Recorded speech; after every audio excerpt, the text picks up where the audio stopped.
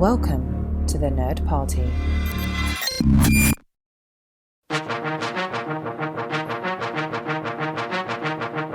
Fast and the Furious. Ja Rule all one. Yeah, it's our world. Please believe y'all ain't real. Please believe it's murder. Please believe INC. Come on, what's touching me? Are you well? Hello and welcome to this new episode of Missing Frames. We're back, or I'm back, and I am joined by the ever so lovely Mr. John Mills. Joining me remotely, this is super. Our technology is just out the wazoo insane. Well, it's a new thing for Missing Frames. It's a new ground to tread, a new frontier crossed today. A new road to street race down. Yes, yeah, we're drifting down this road. This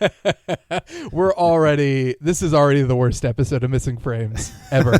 But today, so we have a new Fast and Furious movie in theaters now. The Fate of the Furious, I believe it's called. Yes. And it's funny. I can't explain it.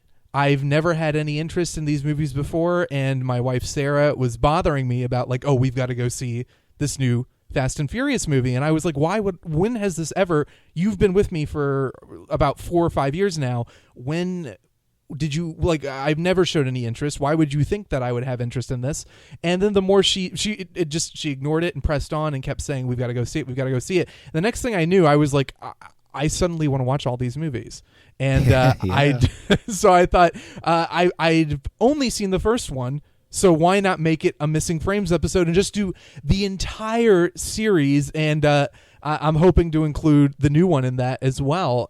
But I just to let you know, John, and to let the audience know, my exposure to the Fast and the Furious was in high school. It came out in 2001, and I had no interest whatsoever in this. This was not a movie that was made for me. It was not catered to me, but it was like the cool movie that everybody had to see in 2001. And I remember it was summer 2001 and everybody was talking about it. And it was like, all the kids who used to bully me and beat me up were like, you've got to go see this movie. It's so badass.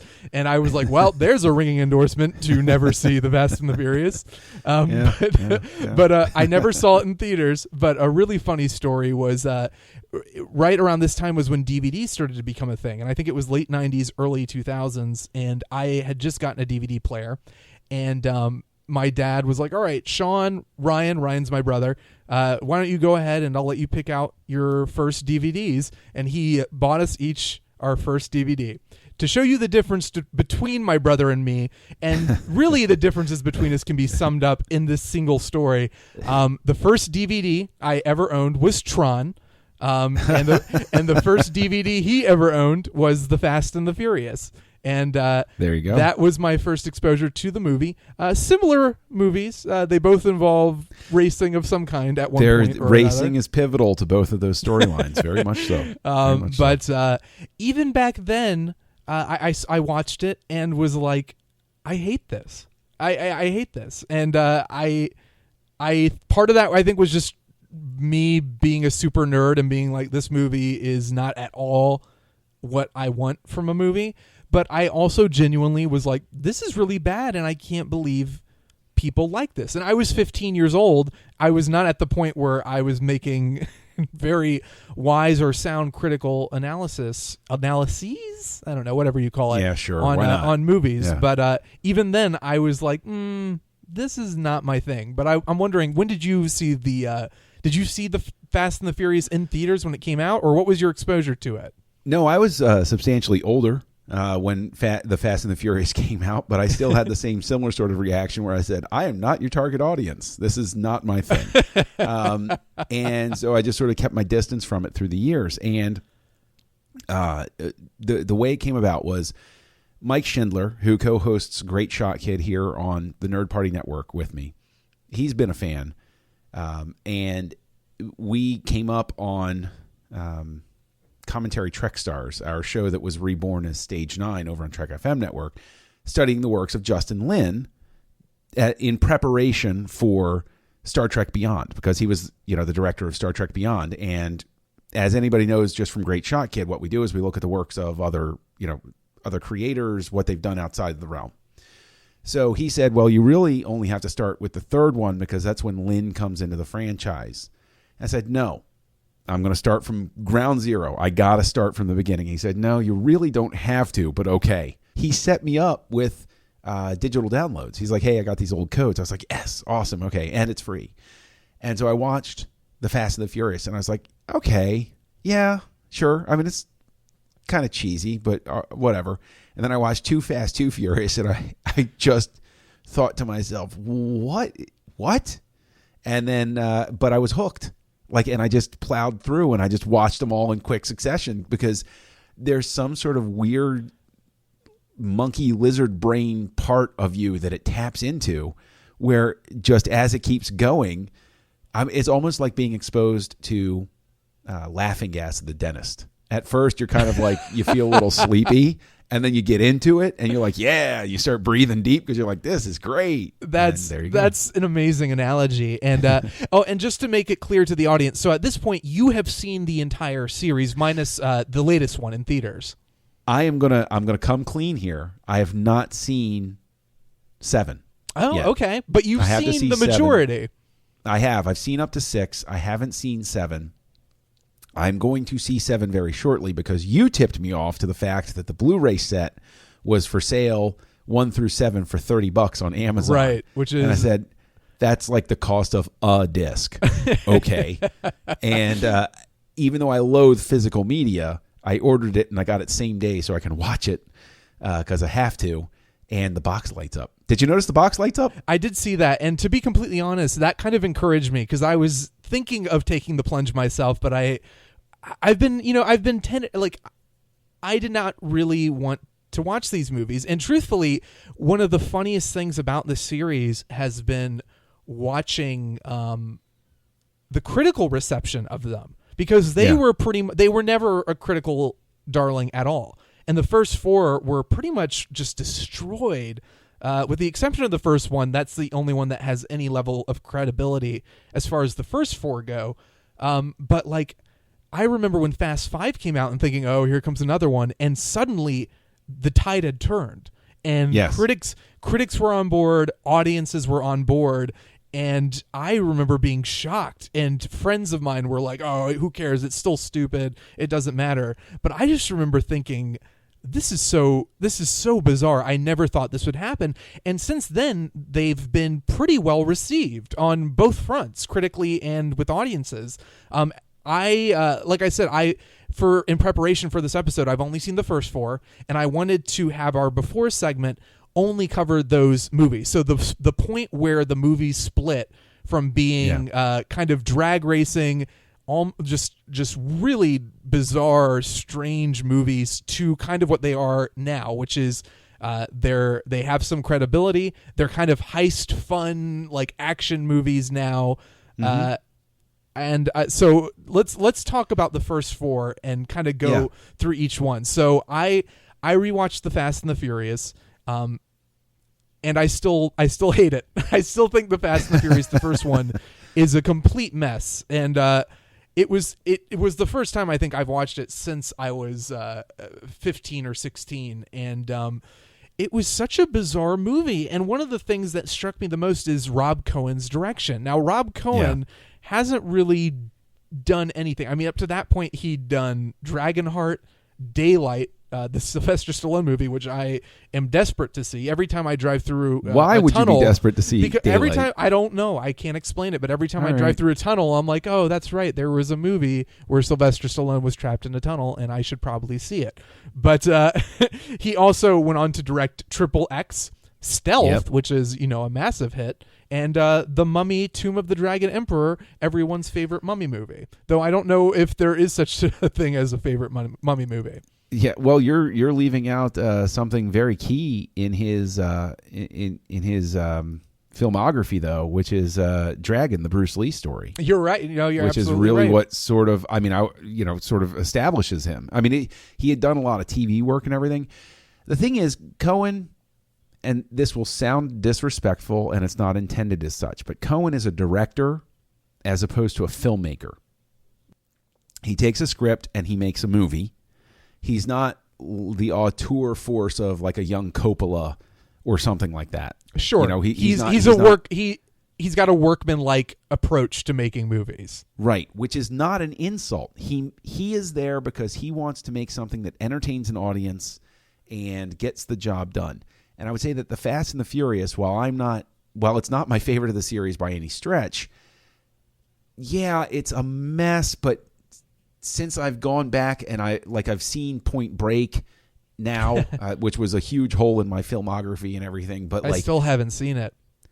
There are a lot of callbacks to Point Break in it. Like the story itself is basically a callback to Point Break. And so like Cohen movies are very, not Joel and Ethan Cohen, but Rob Cohen. let's be specific there. Totally different things. Are very I always want to like them. Like I'm sitting there rooting for the movie the whole time, and my impression at the end of it is always, yeah, okay. And I sort of forget about it. You know, like it kills a couple hours. Yeah, and that's what's interesting about The Fast and the Furious, because the whole time I as a kid and even now, I was expecting like, okay, well maybe it'll be cool as far as the racing goes. And there's a couple racing sequences, but they're all so bland. And it's like, okay, the action doesn't really work for me.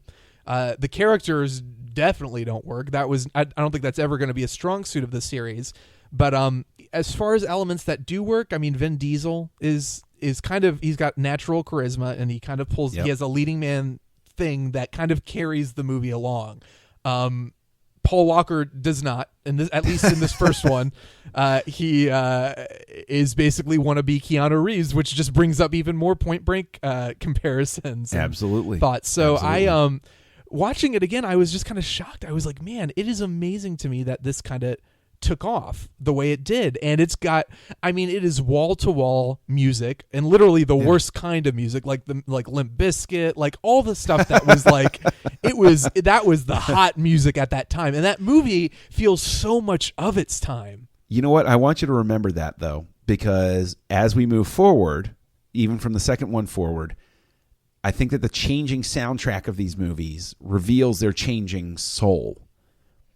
Because when you go back and you have that Limp Bizkit sort of experience, like, you know, we all went through it. We all experienced it. Sure. We don't hate it. I make fun of it, but truthfully, I mean, I was right there with it. And it's as much a painful reminder of myself as it is something I just loathe. But I agree with you, and we'll definitely even get to that in this portion of the episode as we move through these, because that's something I think you're completely right about. And I watched it and kind of was just shocked at how incoherent it was. It kind of jumps around. It's very like 1 second there it's Paul Walker is an undercover cop, which they never really fully flesh out, and then the next second it's like, quick, let's go to this big racing contest. And then one of their cool nerdy tech guy who's like, you know, the high wired, like supposed to be the skinny nerdy guy, does races, and he screws up and he drives off into the distance and he owes some guy money, and then he shows up at the end of the movie as if the writers were like, oh, we've got to write this, we forgot that character, and he just gets abruptly killed. And it was so funny to me. And then the movie just ends like it's like nothing is resolved. Paul Walker lets Vin Diesel go, and spoilers, and that's it. The movie ends, and Sarah, you know, my wife and I have been watching these together. We just lost it, and we're like, this movie doesn't even have an ending. But it is very clearly geared towards a specific demographic, and that demographic went out in droves, which is what has kept this franchise going. Yeah, I mean, it went out enough. It tapped into a thing where people wanted to be entertained. The thing that is so weird to me, though, is then when you get to the second one, it is such a complete shift from what the first one was. Oh, I like shift. I like your use of shift. No, thank you. No, but seriously, right? You come out of the first one, you're like, this is a mess. Where's the ending? What's going on? And Limp Bizkit and all that stuff. And then you come into the second one, and first and foremost, directed by John Singleton. I'm like, oh, wow, this is going to have some serious social commentary. Nope. No, not at all. And that it does not. I remember when we were watching it, And I was like, John Singleton, I know that name. And looking it up, and it's like Boys in the Hood. Wait, what? What is going on here? And, jumping into Too Fast, Too Furious, which I had never seen before prior to a couple days ago, it was shocking. It was, I thought the first one was it was mediocre. It was pretty bad, but never outright terrible. Too Fast, Too Furious is outright terrible. And part of it for me... I hear. Well, what do you think? Go ahead before I go on. I will not defend this movie per se, but I will say that it is. I mean, it's so obvious that Singleton showed up, and I mean, by this point, he'd gone through the absolutely horrific, per stories that I've read, experiences of directing the Shaft reboot or update, I should say. Actually, it's a sequel technically, but he. Like supposedly that sort of broke him, like being in the studio, because he, like you said, he did Boys in the Hood, Poetic Justice, Higher Learning, Rosewood, and then he did Shaft, which was his big budget, like, hey, you've made it, kid. Yeah. And that apparently just snapped him. And I've never seen the movie he did, Baby Boy, but then you get to Too Fast, Too Furious. It's so obvious that it is a filmmaker, somebody who is a filmmaker who showed up and said, fine, I'm just going to do whatever I want to. And he did whatever he wanted to. It was crazy insane. And it doesn't even, I mean, the connective tissue is simply Paul Walker. Yeah. There's no other connective tissue. And they make vague references to, you knew that guy. But those references are through Paul Walker. So, like, you're absolutely right. Without him, there is no connection. And I feel like, and I can't confirm this, I'm not speaking from fact, but I feel like what happened was The Fast and the Furious was an unexpected success. They wanted to make a sequel, Universal, for obvious reasons. They want more money. And Vin Diesel says, great, I want more money. And they say, ooh, no, see ya. At this point, Vin Diesel is not... Fast and the Furious and Vin Diesel were almost a symbiotic... They had a symbiotic rise. The two things became popular because of each other. And as we'll see in the next two movies, this one included... there was a reason why Vin Diesel was a necessary factor to those movies. Yeah, but also keep in mind that he did Triple X right after Fast and the Furious with Rob Cohen. And so Triple X was a hit too. So to say, Vin Diesel felt like he was a star. He had he had two hits in a row. That's true. He had the right to walk in there and be like, okay, you want me, you got to pay for it. So I think Universal was then saying, Basically, they were like, no, you're not. And Vin Diesel, I'm pretty sure, was like, okay, whatever. And they were able to get Paul Walker because Paul Walker wasn't quite Vin Diesel. Correct. And that's what they did. But what's very clear to me about Too Fast, Too Furious is that they had no idea what to do with this franchise. They were like, okay, street races and keep doing that, I guess. But at any level of coherency, which is barely in the first one, and as much as I'm knocking the first one had a semblance of a moral center, I guess I want to say, and I use that term loosely. But Vin Diesel and the characters kind of lend it with this sort of there's something going on there beyond just street racing, or an attempt to do something beyond. Too Fast, Too Furious, by getting rid of Vin Diesel and kind of those relationships and that family aesthetic, just loses it entirely. So it's like it has nothing going for it. Well, it's a lot like Nightmare on Elm Street 2, Freddy's Revenge. That was another. I totally thought the same thing. Yeah, where it has Freddy and the nightmares, but you're like, no, this isn't what made the first one work. Right. You're supposed to build off of what you had, guys, and this doesn't. A sequel that was rushed out to bank off the success of the first one. You're absolutely right. The two are so similar because they completely misunderstand what it was about the first one. Whatever appeal was there in the first place, they kind of squander it and are like, "Oh, it was cars. You want more cars?" And it's like, it was part of it, but that wasn't. But we did want more Vin Diesel. We really wanted more Vin Diesel. We really did. And again, what's funny about these first two is, once again, the car races, and even more so in Too Fast, Too Furious, are terrible. Like, and Too Fast, Too Furious, I think, came out in an era where CG action was like a real, like, you've got to have lots of special effects.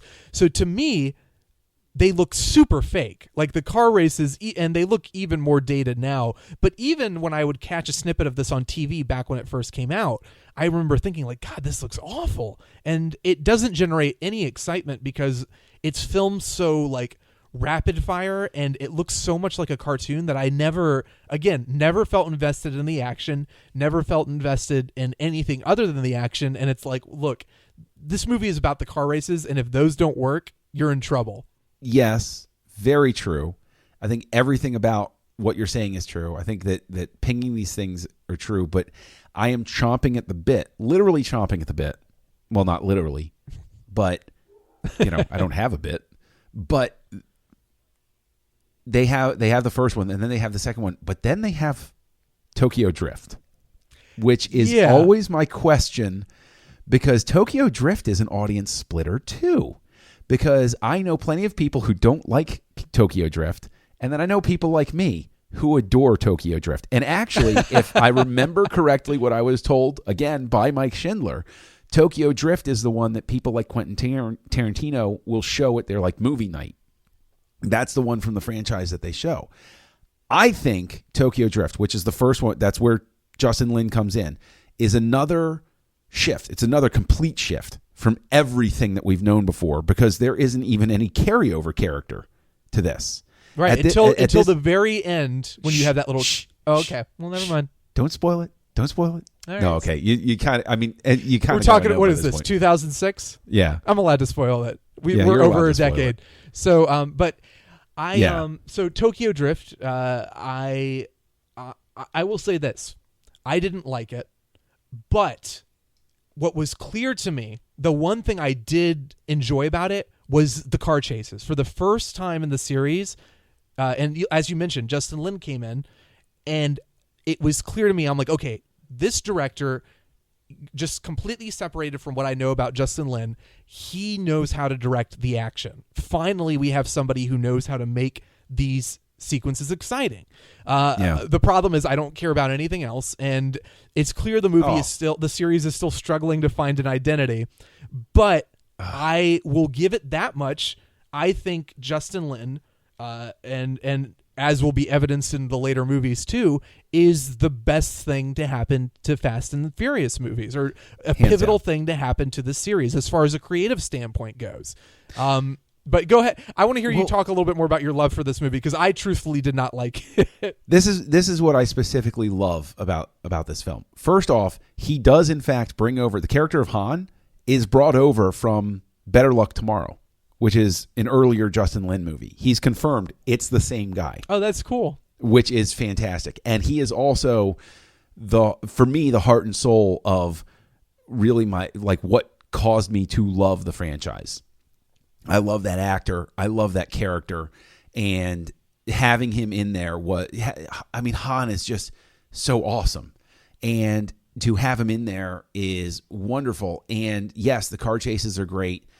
But what I also loved about it, and Lin is really good at this too, is he is, and this is what made him so good for Star Trek too, is he's good at making a social statement without beating you over the head with it, without drawing big glowing arrows to it and saying, this is what I'm trying to say. Fast and the Furious Tokyo Drift really works for me specifically because by taking a white character and throwing him into the Japanese culture, it was a brilliant way to deliver the lesson of what it's like to be a minority to an audience that might not have that experience. To somebody who might say, oh, well, people are still cool and everything, and it's like that. But it's still, when you're the only guy in the room like that, you feel that exclusion just by the fact of who you are. And I think that is a brilliant part of this film, is that it really communicates what it's like to be a minority, to be the fish out of water simply by virtue of how you were born. And then the racing is fantastic. And then to have, I'm not saying it's a perfect film. It's not, this isn't like Citizen Kane or anything Well, it like is. that. I mean, but what's interesting is, and I wonder if what you think the reasoning is behind it. This is the least financially successful film in the franchise, which is so interesting. And I think the reason is you don't have Paul Walker. You don't have Vin Diesel. That's a double whammy right there. But I also, again, I don't think the film is strong enough to stand on its own terms, which partially contributes to it. But what do you think? I mean, what do you think about this movie? Because if we're looking at it on its own terms, why do you think people don't respond to this one like they do with the other ones? Do you think it's just as simple as it doesn't have the stars we recognize in it? Yeah, I think star power is more important than people realize sometimes, because that's a discussion that constantly comes up about why did you cast this person and not somebody who might be more deserving or better talent? Because audiences do, in fact, now that we've gotten ticket prices where they're $15 and $20, you got to either have a property that is on fire, like Star Wars. They can cast whoever they want in a Star Wars anthology movie because it's Star Wars, so people are going to go. If you don't have Star Wars, you got to put somebody in there like a Scarlett Johansson or a Robert Downey Jr. You have to put butts in the seats. And this doesn't have anybody in it who puts butts in the seats. Right. Not a single name puts butts in the seats. Not a name. So they had to rely basically on the specific audience, which they alienate by not bringing back anybody that they could recognize from the previous two movies. Even if they drop Paul Walker and bring back Jordana Brewster, this movie does better. Well, Universal figured out that was the problem, and they brought back everybody for the next one. Fast and Furious. And I think, first of all, it was an incredibly smart decision on their part. It paid off for them. But also, even smarter than that, they brought back Justin Lin. And again, I think this is a young filmmaker. He doesn't have a lot of star power, so they don't have to pay him that much. I think that's part of it. But I think he'd reliably proven that he could direct the car chases. For the first time, we have a good, competent action director here. And I'm not going to lie, Fast and Furious, because, who needs articles when you can just get down and dirty. I actually enjoyed it. Good. That was the first one of the series where, not even ironically, I legitimately enjoyed it. It's interesting because Fast and Furious feels like it is wrapping up the series up to that point. It feels like they kind of treated it as, okay, this could be the last one, so let's just kind of bring it some closure, have everything come full circle. And then it kind of paves the way for what I've heard about the later movies, Fast 5, where the franchise went from being like, oh, this kind of sucks, to now it's like one of the big action franchises of this day and age. But something about Fast and Furious, right from the get-go, it sort of embraces the absurdity, which none of the others did. The others kind of took it a little too like, Tokyo Drift a little bit, but Too Fast, Too Furious was just stupid. And it wasn't self-aware. The first one was like, oh, this is so cool. And I was like, guys, it's really not. But the fourth one, like right from the get-go, there's a crazy car chase sequence. Like a crazy, like they try to rob this truck. And I'm like completely invested in it because it's so well directed. Which is also great because they bring Han back. Yeah. And it's wonderful because, spoilers, if you've seen Tokyo Drift, you're like, wait a minute, Han's back? Fast and Furious is technically, it's a prequel to Tokyo Drift. Right. And it does insane. But it doesn't play with it. It doesn't get obsessed with it. It just does it because, again, Justin Lin, he is a guy who's in command of it. Whereas you have Too Fast, Too Furious, where Singleton's like, F it, I'm just going to do whatever I want to. Right. You have Justin Lin who says, this is mine now. I'm going to do what I want to. And he does what he wants to. And Fast and Furious is, honestly, the Force Awakens of the franchise. I've said that elsewhere and previously and everything. This is the Force Awakens of the Fast and Furious franchise. This is the soft reboot where it basically, this is the point where you can jump in if you want to, and you don't need to have seen the prequel to have... to have any appreciation for what's going on. Yeah, I'd agree with that. I think there is something with any series, no matter how terrible it is, of watching from the beginning. Like, even if you hate it, to get to this point, and even though I didn't like the first one, seeing Vin Diesel and Paul Walker, I got a thrill out of seeing them together, and it was so weird.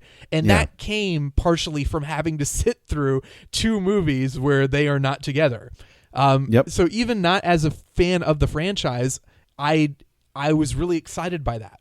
But then it was just, I was more impressed by how much fun it was and how, again, the movie, this is the first movie of the franchise to kind of bunker down and say, okay, we know what audiences want to see. Let's stop trying to do the drag race plot again. Let's try to have a little bit more fun with it. And for some reason, this movie just has a level of energy to it where I was like, it totally captivated me. And what's shocking to me is that this movie, I think, is the lowest rated as far as from a Rotten Tomatoes standpoint of the entire franchise.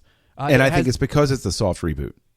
I think that's part of it. I don't think people were ready. The critics were not on this franchise's side. They were ready to dismiss it from the get-go, and it feels like there's a level of confusion. Like, wait a second, now it's just ridiculous. And it was kind of, for me, I'm like, that's awesome. But I guess the critics hadn't caught up at this point. They do by the next one. Yeah.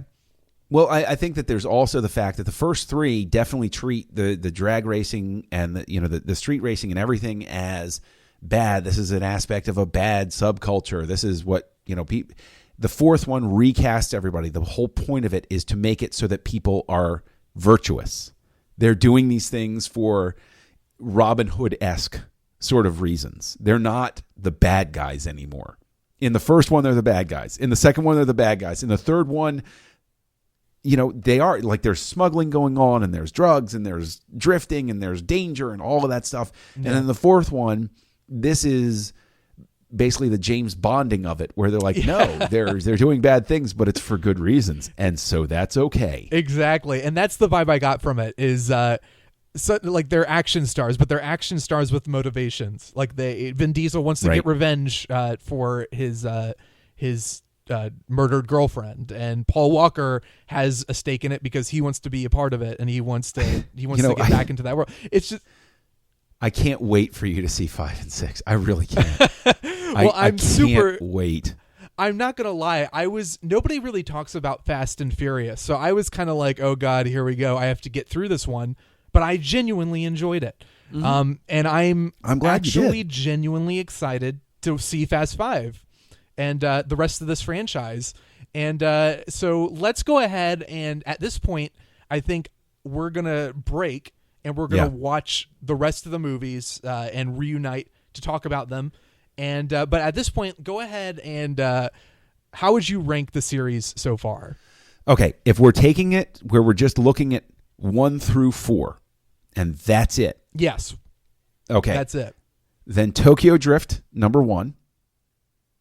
Fast and Furious, number 2. The Fast and the Furious, number 3. Too Fast, Too Furious, number 4.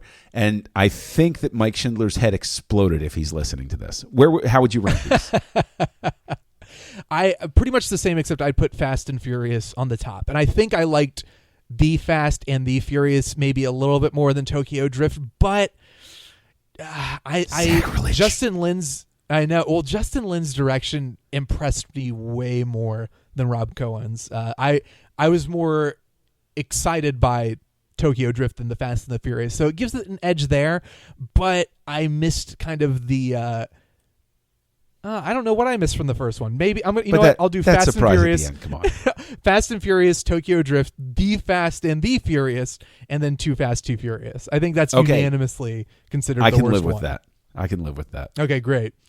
So on that note, we're gonna go watch the rest of the franchise, and we will return to discuss it and see how our final rankings go and how I feel about the rest of the series. Awesome.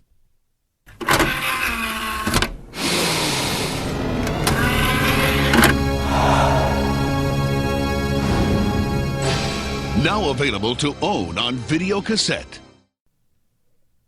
All right, we are back. We have now seen the remainder of the Fast and the Furious films, and I guess let's just pick it up with Fast 5, John, which I had never seen before. And as I was saying, I really enjoyed Fast and Furious. And Fast 5, which is also directed by Justin Lin, and is basically the template for the rest of the series so far. It absolutely is. This is, I think, Fast Five. Fast Five is frequently cited by a lot of people as their favorite of the series, and I think it's because, and I'm borrowing a phrase from Mike Schindler, another host on the network, he hacked the Gibson.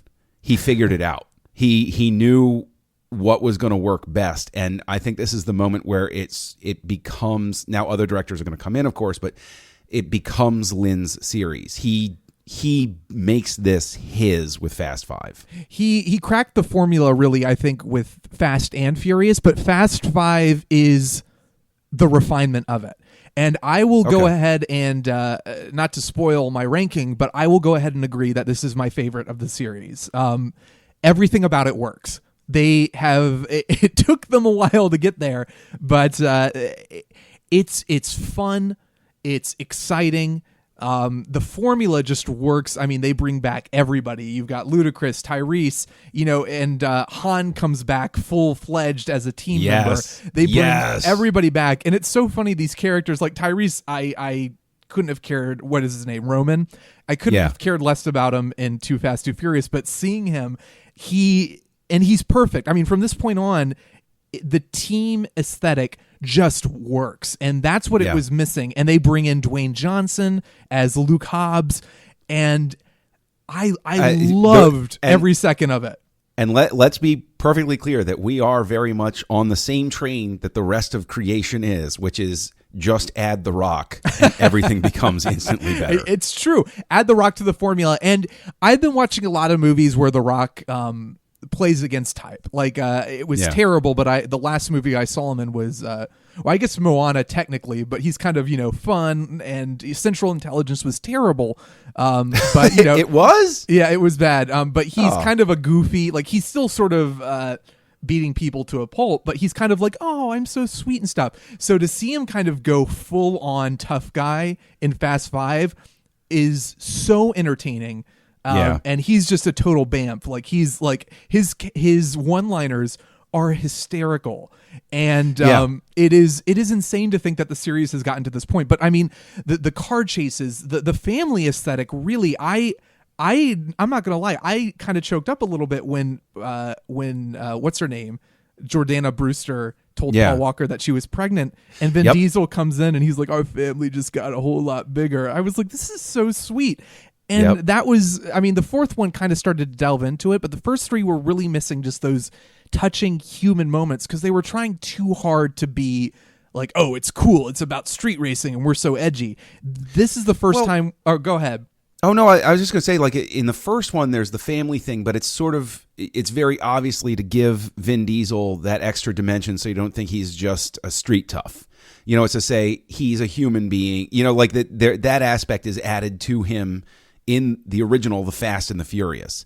And I think that with him coming back into the series, full-fledged in 4, I think that there's very much more of a controlling hand, and you're right that the focus does go to family, and family. Right. What really works about it for me with the whole family thing is your true family when you get older are the people that you stand with and who stand by you. It's not about blood anymore. It's about the people that you love because you choose to love them. Exactly. And I think that's really what takes root in Fast Five. And I go back and forth. My love for the third one, I don't know if it can ever be overcome, but I completely acknowledge why people choose Fast Five as their favorite of the series. Because I think you're absolutely right that everything fires in this. There isn't a single moment where you're like, did they really? Everything just comes at you, and Lynn is in complete command of every one of his faculties here. And absolutely. Everything just comes together. Yeah, it's insane. And I kind of watched these all in a row, so I'm trying to kind of divide them out and figure out, wait, what happened in which one, which is kind of almost, that sounds like a backhanded compliment, but it's just because I had so much fun with these, and they are so similar as far as the formula and the kind of vibe they're going for. But the chase scene at the end of Fast Five, when they are dragging the Volt, is pure movie magic. Like it is action movie It's just action cinema at its finest, and it is so much fun and so ridiculous. Yeah, and it doesn't hide it. And the thing is, what I was thinking while revisiting the series, what really stuck to me was you want to apply like a certain franchise, like you always want to compare it to another franchise. Like, oh, Star Wars is really popular, but no, it's not quite Star Wars. And Star Trek, well, this is definitely isn't not Star Trek. What this is, minus of course the family, this is Bond in a sense. Oh yeah, totally. Where every movie that you come to, and so I don't think it's a backhanded compliment for you to say, well, I just watched them all in a row, and so I'm trying to keep straight what happens in which one.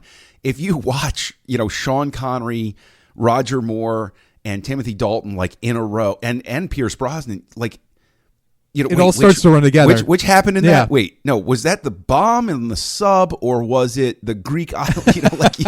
You start. I still screw up Bond titles because I'm not quite sure what happened. I mean, it takes the really bad ones to jump out at you in that. Yeah, series. and it's a great comparison, and a lot of people have brought that up. But I think, quite frankly, and this is no disrespect to the James Bond films, because they've been fantastic, minus Quantum of Solace, and I enjoyed Spectre, but it wasn't quite the high that Casino Royale and Skyfall were. But those have kind of those movies are still unquestionably James Bond, but with a more serious slant. The Fast and the Furious movies, from Fast 5 on, are giving me everything I want that the Bond series is not, that the Bond series can't. It's adding the ridiculous camp factor of Roger Moore and even Sean Connery, but with genuine heart. Like the Fast and the Furious movies no longer feel cynical to me or like they're trying to be super cool. There's a lot of heart to them, and they're giving me what I want from that the Bond series currently can't quite give me, because it's a little too grounded right now. It's giving me that ridiculous action with characters that are essentially unharmable superheroes. They are. No, they absolutely are. Because another thing I was thinking about was, and when you get to 6, like, it totally jumps out at you. Like, this really is a comic book franchise. Oh, absolutely. This is really what we mean when we say comic book franchise.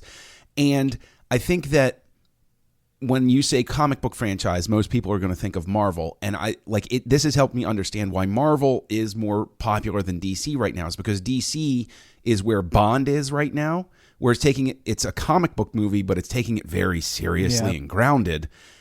And sometimes it can work, like Skyfall really works, but sometimes you just want what you like. You want what works for you. You don't want your sandwich on a different type of bread. You want your sandwich, and that's what you paid for, and that's just what you want. Yeah, and the Fast and the Furious, the series and the creative team involved made an excellent creative decision when they decided we're going to carve out this niche for ourselves because nobody else is doing it really, and they have totally owned it. And Fast and Furious 6, I enjoyed probably just as much as Fast 5.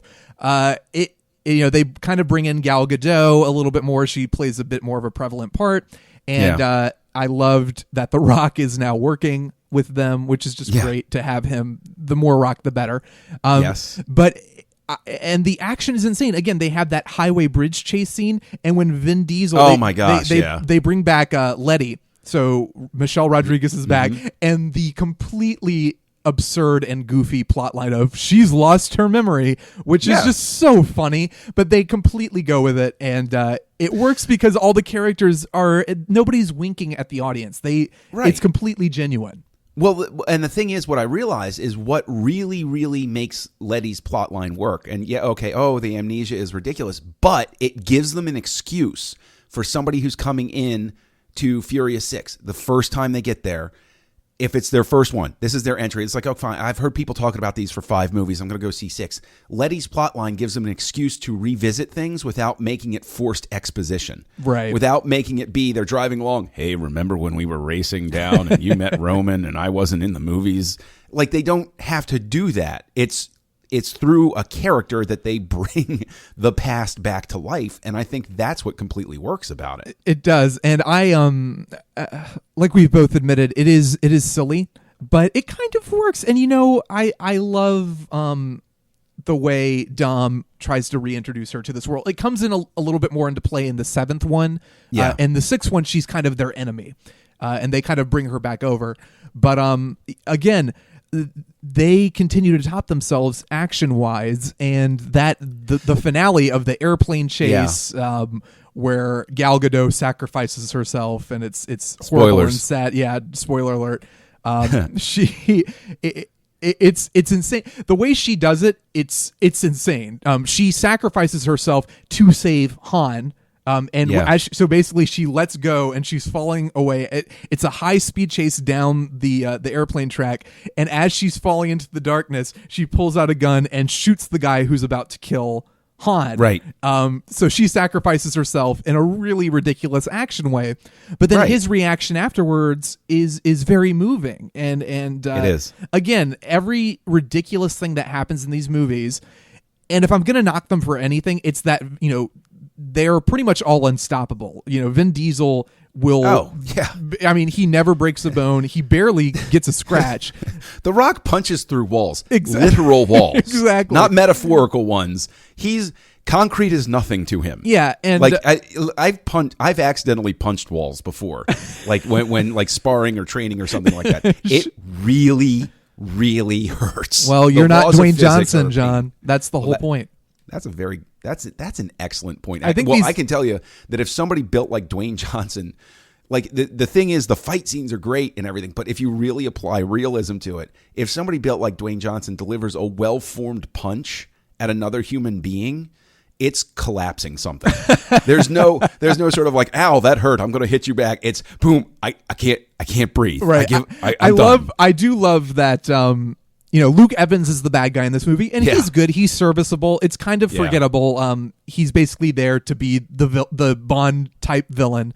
But he does a good job. But it's so funny to see like Vin Diesel take out everybody, and then Luke Evans, who's like well built, but he's not Vin Diesel, because he's the bad guy, he has to be a formidable physical foe. And suddenly Vin Diesel's like, oh no, I'm gonna be beat by Luke, and it's like, come on now. We saw Vin Diesel literally leap across a bridge and catch Michelle Rodriguez and fly into a windshield of a car and just kind of like brush his shoulders off and just be like, I'm gonna have a bruise tomorrow. I know. Well, probably even not. He might just wake up with like a slight headache. That's it. Yeah, right. But he's a little dehydrated. That Furious 6 kind of fully embraces that. And then it has a fantastic teaser with Jason Statham coming into the mix. Are you kidding? That stinger at the end, and I think I actually said this to Mike Schindler because he's the one who got me into the series to begin with. I think I actually said via text or whatever that stinger made me instantly hate Jason Statham and say they better just absolutely wreck his world. And totally. Because to tie him in to the I lose track of all of the spoilers, but to tie him into the departure of a beloved character retroactively, I instantly hated him.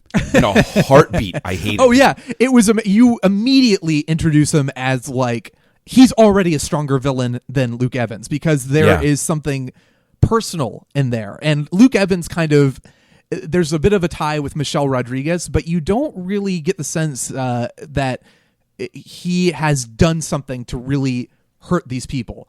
And Jason Statham comes in, and it's like immediately he's like, you don't know me, but you will, and he kills. It shows that he played a part in killing. And again, full spoilers, he played a part in killing Han in Tokyo Drift, and you're immediately like, oh, this is gonna be good.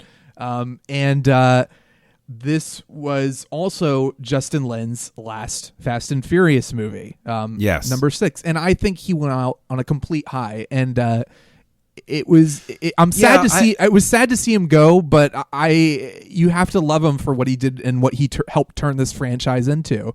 Well, the thing is, I can completely understand his departure because Fast 5 structurally is a bit leaner. I think that the only thing you can really come at 6 with is technical quips. Yeah. This is too long. This goes on a little bit. The villain isn't as strong. Yeah. That sort of stuff. And I think that with 6, it is not a bad movie. It's a great movie, especially in the series. But you can definitely tell. Like, I could understand why a director would do 5 and 6 and then look at it and say, I don't know what else I can possibly do with Yeah, this. yeah. You do get that sense because 6, like you said, it's a little bit more bloated. And this was his 4th film in the franchise. And I feel like at that point, you just have to kind of stop and say, I can't offer anything fresh to this anymore. I've done my due diligence. So with number 7, they bring in James Wan, who wasn't an action director. He'd done The Conjuring, Insidious. So he was a horror movie director. And this is basically his first big action film. And as everyone knows by now, this production was also marred by the death of Paul Walker. And I want to take a moment here to give some love to Paul Walker, to give a lot of love to Paul Walker. In the first half of the episode, I'm very dismissive of him because he in the first 2 films, especially, he doesn't get a chance to demonstrate really anything because the first 2 films are pretty weak. But in the 4th one onward, I love him and I love his character, and he's given more to play with. And I just want to stress, first and foremost, just to counter my dismissiveness in the first half of the episode, that he is missed. And I really loved seeing him really get his due as a performer. And again, he's not like the greatest actor of all time, but he really does get to play with more, and he gets to be more in these movies. And go ahead. Oh, sorry. What I was going to say was that, like with 7, I think that because I had not seen 7 when we recorded the first half of this, so we're now on the same page. I've seen 7 for the first time now because I'm going to see 7 before I see 8, sort of thing. Although honestly, I mean, the way this series works, do you really need to? No, but it helps. I think that what I put my finger on was Paul Walker wasn't the greatest actor of all time. No, but Paul Walker's chemistry with Vin Diesel was so genuine, was so incredibly authentic that you believed that these, and they really were in real life, they were good friends. Yeah. You believed that this friendship, this love between these brothers was real, that they actually cared for each other very deeply. And I won't lie, I wept like a baby at the end of Furious 7. Yeah, because I mean, it was amazing. The tribute at the end was extremely moving. I'll knock it just for having the kind of corny pop song in there that was basically like, "We'll meet again." It was just like, okay, it's a little on the nose, but I'm all right with that. But the content itself is so moving that it was a very fitting tribute, and I have to give this production team and James Wan especially, this is his one and only film in the franchise so far, his first big action film, and to have something like that come into your production is insane. I can't imagine how stressful it must be and how emotional and how devastating it must be to not only have to look at it from a standpoint of a personal standpoint of this was a friend and a family member to me, but now we have to keep going. We have a movie we have to make, and we want to honor his memory by completing it, but also we just have to complete it in general. And Furious 7 is of these 4 from 5 through 8, I think it's probably my least favorite. Not to knock it, I still enjoyed it, but it was the first one to me where I was kind of like, I loved elements of it, but the overall picture was a little tiring for me. Okay. No, I think that's a fair thing. It's the highest rated from a Rotten Tomatoes standpoint. I think it has a 79%. Even though the consensus is that 5 is the best, 7 is the highest rated. Which again, I think I liked 5 and 6 more. I think that the tribute to Walker is what kicks it in. I mean, forgive the turn of phrase, kicks it into overdrive for a lot of people. Sure, because and it contributed to the box office as well. You can see it. I mean, Fast 5 and 6 made like what, 600 to 800 million worldwide. All of a sudden, Furious 7, $1.5 billion worldwide. Yeah, but the thing is, what I really like about what they did with the tribute at the end is they took the opportunity for with Paul Walker's death to use it as a way to emphasize and like I don't intend this to be like it's going to come out weird, but to emphasize that they are serious when they are talking about their themes, the importance of family and the importance of love and sticking together, and it's not goodbye, I'll see you later. Like there's a very genuine it's a genuine note of farewell, while at the same time being a genuine note of love and joy about the time spent with somebody that you lost unexpectedly. And the thing is, I can't help but think about the situation that the Star Wars franchise is now in with Carrie Fisher's unexpected death to, it's such an awkward place to be. And what they did here was eulogize him without sacrificing his legacy with sort of like a cheap tribute. They didn't rewrite the ending and have him go out in a blaze of glory so that he was dead on screen too. They let you walk out of the theater with the character intact, but knowing that he's not coming back. Right. Like they gave him the right kind of farewell that a character of long standing should have, as opposed to saying, "Oh, let's just end the character." You know, like I think that's an important, hopeful undercurrent. I think that's probably why people respond, on Rotten Tomatoes so strongly to it. Is that's what you want? Like that's the point of a eulogy. Is to say, "Hey, it's all right, man. We're going to keep moving." Yeah, I love the visual of they at the end he and Paul Walker and Vin Diesel are driving. They're driving side by side, and then Paul Walker kind of takes his exit and he goes off. I love that. I mean, in a white like car. You said, yeah, exactly. It's. I mean, obviously the visual is a little on the nose, as is the song choice, but it's so genuine. Again, it's so genuine and extremely moving.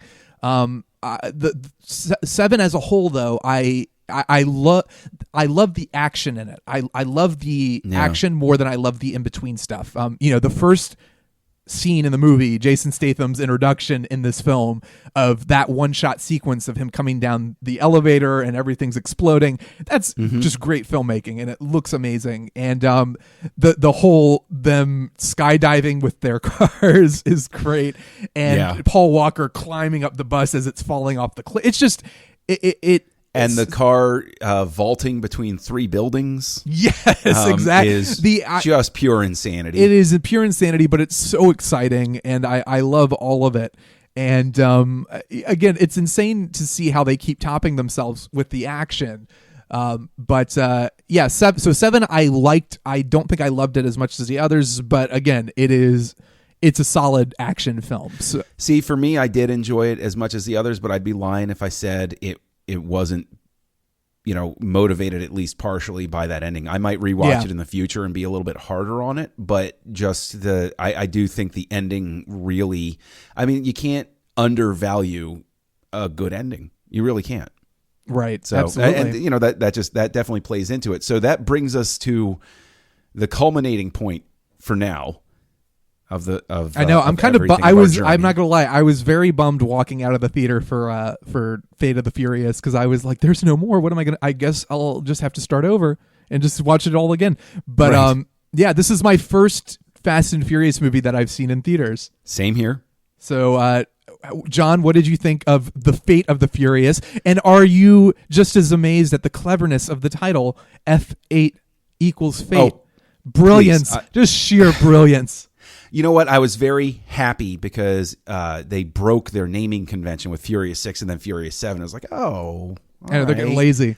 Right. But then they had Fate of the Furious. Like, as soon as they announced the title, I was like, oh, nailed it. Yes. I will say, right. I wish they kind of pulled a fan four stick and put the 8 in the title and all the advertising. The Fate, even the title on the screen, they should have had F8. Because I was like, just embrace it. Just embrace it at this point. Just go for it. But I will say that yes, I'm gonna come at it from two angles. One is the experience itself, and I said this to my wife when I got home. I said, what was amazing about it was, again, to draw the franchise comparison. everybody loves to talk about Star Wars or even Trek. It's like, oh, now I'm going to see it with my kids. And they're having a great time with everything. And that's well and good. But in terms of diversity of audience that I've been in, this was legit. I saw people of every age range up to from older than me to tweeners. Yeah. Every race, everything in the theater, and everybody sitting down. Like it reminded me in all seriousness of going to football games when I was a kid, when tickets were affordable, and sitting in there, and you saw everybody from every walk of life get together, joined by a unified cause. And I thought that for that, like I couldn't help but look around and be like, this is kind of beautiful, man. This is something that speaks to everyone. I had a very similar experience. My wife and I went and saw it, and the theater was packed. And again, you look around, and it's amazing. We're all there celebrating this franchise for completely different. Everyone has a different connection to this, but I looked around and just saw, there's like the skinny nerdy guys. There's the fat nerdy guys. There's, black, Asian, kids, every walk of life is there. And it's funny. I mean, this franchise in particular seems to celebrate diversity in a way that is not obnoxious or annoying, and in a way that is extremely satisfying. I feel like a lot of films are like hitting you over the head with, diversity. Right. The Fast and Furious franchise has done it without calling attention to it. And I love that. Right. It creates characters that are wonderful, that do speak to a whole ton of people without, at no point have I felt like the producers or the director have stopped and said, hey, look, this. Yeah. Look at this tough woman. Look at this, like this black guy who is, right. It's just what it is, which is what I want out of every movie. And we're in a time where diversity is like now a requirement that you have to check off. So I feel like this Fast and Furious franchise was doing it well before anybody else was talking about it. Exactly. And it did it without fanfare. I think what's even more so than Star Wars, which, now has the white woman, the black male, it's like going down now, the Asian woman in episode 8, it feels like it's going down a checklist. I feel like this franchise does not get enough credit for doing that. I completely agree with you. Now, to move on to the movie itself, right? Keeping the Star Wars references going here, I think that it suffers a little bit from Rogue One syndrome, in that the beginning is a little bit messy, with some flashes where you're like, okay, yeah, we're coming alive now. Okay, all right, we'll get there. Yeah.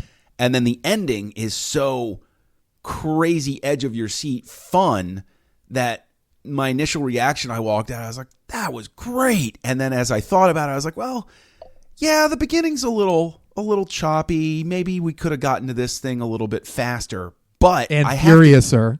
Yes, a lot more furiously. But what really makes the movie work for me, and truly enjoy it, is I have to give a special note of praise to Charlize Theron, because I thought she was a terrific bad guy. I thought she played I thought she played the role really well, and the whole time I was watching her, and I promised your wife on Facebook that I would drop this here on this show. I was watching her, and it was the first performance I had seen from an actress where I said, if they redid the Joker as a woman, I could see that now. Because that's what she struck me as. I looked at her and I was like, I could see the Joker here. See, somebody who just wants to burn the world. Yeah, I liked Charlize Theron. I thought she was fine. I think the whole hacker angle is a little silly to me. It almost feels outdated in a way when people throw that into a movie. Wait a minute, but you're talking about on the Fast and Furious team. There's a hacker who created the Eye of God, right? Or I'm sorry, God's eye, that can use every camera everywhere to track anywhere somebody is. And in this movie is used to find that Vin Diesel is standing outside the door. Where are the cameras in that hallway? Where are the cameras in that hallway? How did that work? Did you get? But then you're going to come back here and you're like, but Charlize Theron's hack. The simple fact that they had her in an airplane, which can't be intentional, but made me actually think of the book, less so the movie, Contact by Carl something. Carl Sagan, yeah. Yeah. Because that was how one of the magnates got around international law, was he just kept flying. He was flying. Right. In the book, he was in space, and in the movie, he was flying in a plane that never touched ground. Yeah. And like I watched it, I was like, wow, that's actually familiar to me as a sci-fi fan. I kind of like that. I mean, I like it. It always feels a little, whenever like somebody brings up social media or like hacking or surveillance, it always feels a little obvious to me. It's like, yes, we are trying to be relevant. But I liked Charlize Theron a lot in this movie. I thought she was a good villain. And again, we're going full spoilers here. There are hints that she could return in the future, which I think could be fun. Now wait a minute. That's not a spoiler from any. In this movie franchise, you can literally see somebody die and have a funeral, and at no point does that mean the character can't come back. Right. Like after Tokyo Drift, the idea of Han being in a future film is crazy. And then they're like, nope, it happens beforehand. Oh, all right. That's fine. So yeah, I'm fine. Well, they're talking about Han is going to, they're hinting at future films where Han will be prevalently discussed and potentially returning. And that brings up my next topic of conversation, which is Jason Statham's character. It is great to have him in the mix now as one of the teammates, and he has a truly just joyous action scene in this movie. That scene had me laughing so hard. Oh, it's so good. Like, he's so charming in that I actually like. Jason Statham is always somebody I've enjoyed, like what he's done, and I've enjoyed Transporter. I enjoyed all of the stuff that he's been in. I of course enjoyed him in Furious 7. This is the point where I became a Jason Statham fan, because I was like, he really just. That's just an easy charm that guy has, and I really enjoyed it. And I was very excited to see him as part of the mix. And but afterwards, Sarah, my wife, got very upset, and she went on a rant, and she said, "How can they make us like Jason Statham? He killed Han. I hate him. Why are they all friends now? He killed one of the best characters." And I said, "Sarah, it's because the filmmakers needed a reason to make us really hate him in the sixth one or the seventh one. And now they want us to like him. And that's all there is to it. Just don't think about it."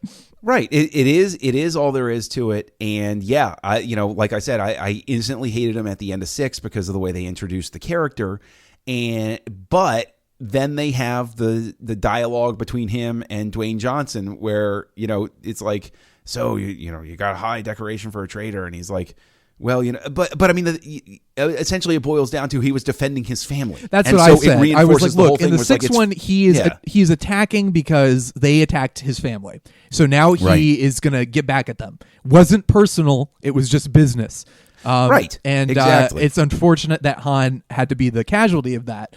But we also had to figure out how to... He? Well, yeah, exactly. But also, I mean, Han dies eventually. We had to figure out how to tie it all in together. Right. And kudos to this team who have found a way to retcon everything in a way that feels completely normal and natural.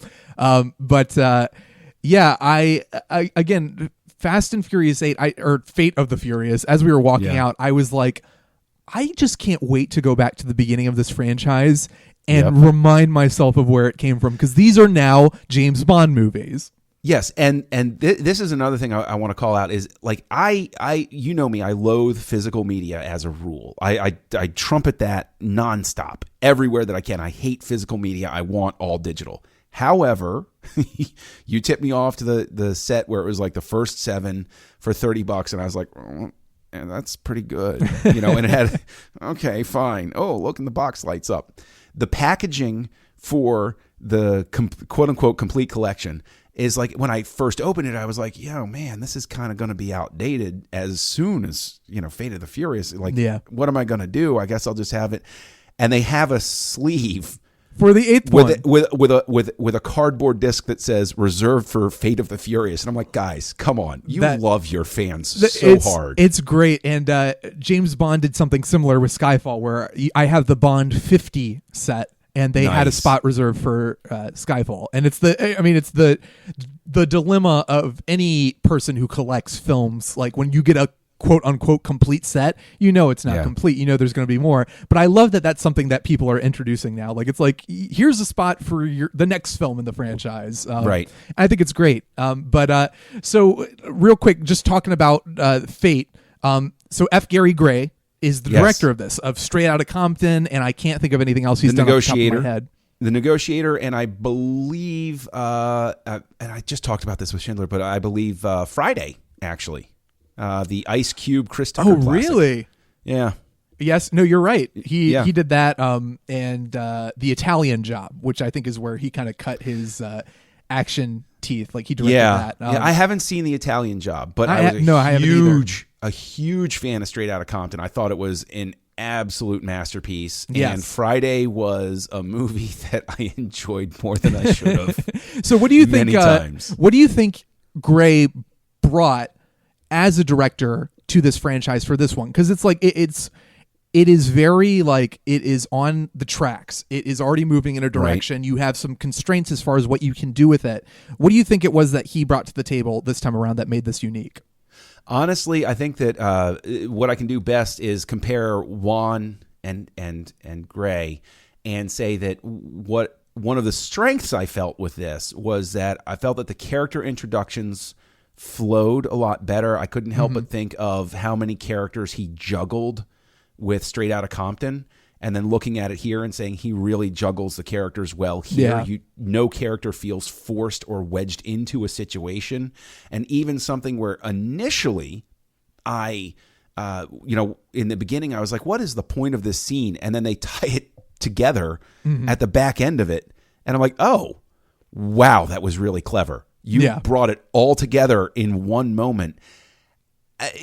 It was a little choppy with, the way they handled Statham's character at a certain point. But I do think that he brought a just a streamlining to how the characters interacted. Yeah, I think the if there's one thing Furious 7 suffered from, it kind of the in-between scenes between the action were not as strong. And with this one, you get the sense that Gray kind of really understood the ensemble, what the strength of the ensemble was, and he kind of brings character to the forefront. So you have a lot of really great moments. I think Tyrese and Ludacris in this one are they're great in all of them, but I'm amazed. It takes a lot for Tyrese is basically playing like the what could be a cliched comic relief character, but he is so good and he's so genuine, and Gray really gives him a lot of great moments to shine. I was going to say it's very obvious who Gray's favorite character of the ensemble is, because Roman really gets a chance to shine in this. Oh yeah. Whereas before he like you said, he was comic relief and everything. Whereas in this one, I was getting some legitimate belly laughs. I have to find out. I have to see the behind the scenes stuff, but I feel like he let The Rock play a little bit, because that one scene where The Rock tells Statham he's going to shove his teeth so far down his throat, he's going to have to stick a toothbrush up his butt to brush his teeth. Right. Statham breaks so genuinely. Yeah. It feels like just one of those moments where the director was like, make him laugh. Yeah. And The Rock did it. And it's great. I mean, the strength of this franchise, and it's something that I think people take for granted, because a lot of people, and you know what, let's tie this into this topic real quick. The Fast and the Furious franchise is still looked down upon by a lot of film snobs and a lot of people in general. Very true. What would you tell somebody who is like maybe on the fence? Like a lot of people, I think I've been posting about watching these on Facebook, and I think a lot of people have kind of come to the table and been like, "Wait, really? You are enjoying these movies?" What would you tell somebody who is now coming to you with a you know what, maybe, but sell me on this? What do you think it is about this franchise that really makes it special and has made us both really embrace it, and people across the world as much as we have? I'm going to say that you figured it out earlier. You said it earlier. There's no cynicism to it. Yeah. That this is not a franchise that is trying to dress itself up and be something it isn't, and, have the best of both worlds. It says to you very plainly, come on in. We're having a good time. You should have fun too. And that is what I think sells it. Period. End of sentence. There's such a complete genuineness and honesty and sincerity about this series, just wanting to make you have a good time, that I couldn't possibly see anybody holding anything against it. And it's a fascinating thing to watch straight through because you see it move from anthology. You literally see it move from anthology series to comic book series. Yes. And it just lights itself on fire and doesn't let up. And what would you say? I agree with you. I think the non-cynical nature of it is very refreshing. I would go a step further because I think if there's anything, as I was saying earlier, I would fault the series with is that these characters are unharmable superheroes and can take down anything at any time. I would like to see in the next couple maybe break down that armor a little bit. But what has always, even as I'm rolling my eyes, as Vin Diesel literally survives a submarine explosion that has engulfed him without a scratch on him, beyond just the lack of cynicism and the full embracing of the ridiculous and awesome action, it's the family element. And this ensemble is superb. Like it is great. I love the characters, which is not what I would have said at the beginning of watching this franchise, but seeing them work together and their interactions, it's a well-oiled machine by this point. And I love that. And that is, at the end of the day, the action is great, but I love seeing them interact with each other. I love their quips. I love the one-liners. The chemistry really, really works. And that's what takes it to the next level for me. And that's what I'd tell somebody. I'd say, look, the franchise starts off weak, but it finds its footing about halfway through. And part of that is the characters, just embracing that ensemble and their love for each other and that genuine heart that this franchise has.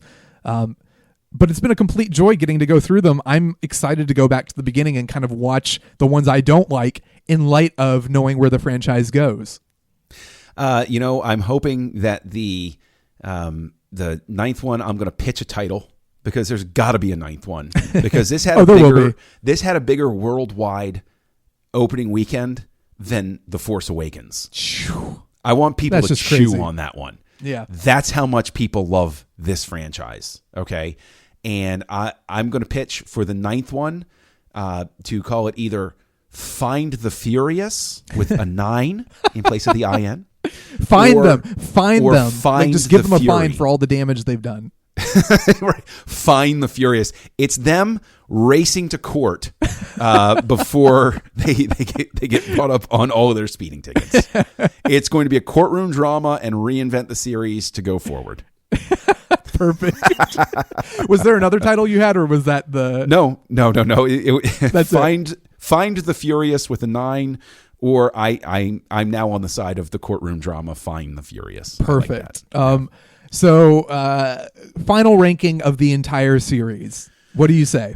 Oof. I so desperately want to hold off on that because when you come off of the high of seeing a movie in the theater, you got to give it time to know where to rank it. So I don't want to put the 8th one in a ranking right now. What I will say is that in the scheme of everything, I will give the 2 top spots. I will still give the 2 top spots to 3 and 5. And the rest is personal preference from that point forward. So that is my ultimate dodge.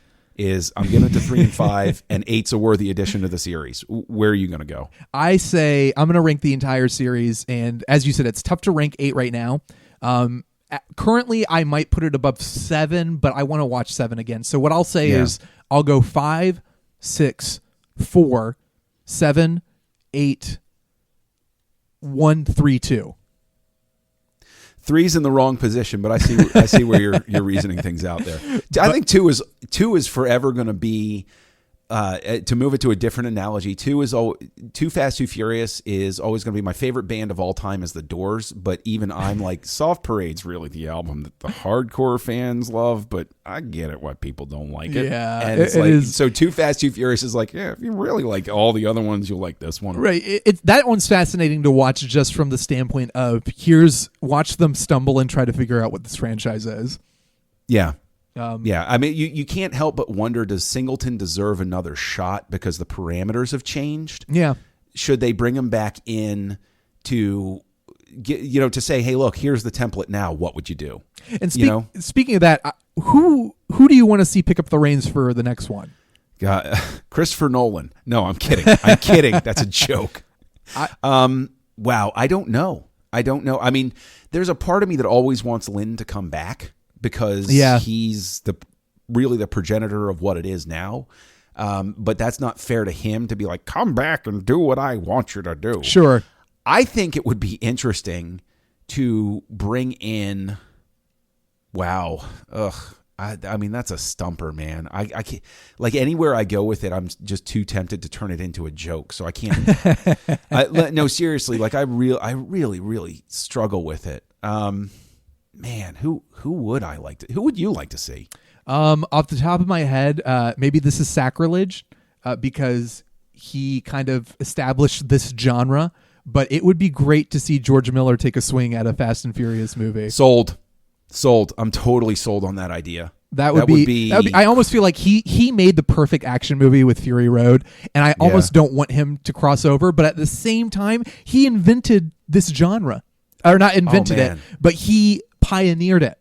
And then call it Fury of the Fast or something like that. Make it a crossover. Bring Charlize Theron facing off with Furiosa. This is what she does.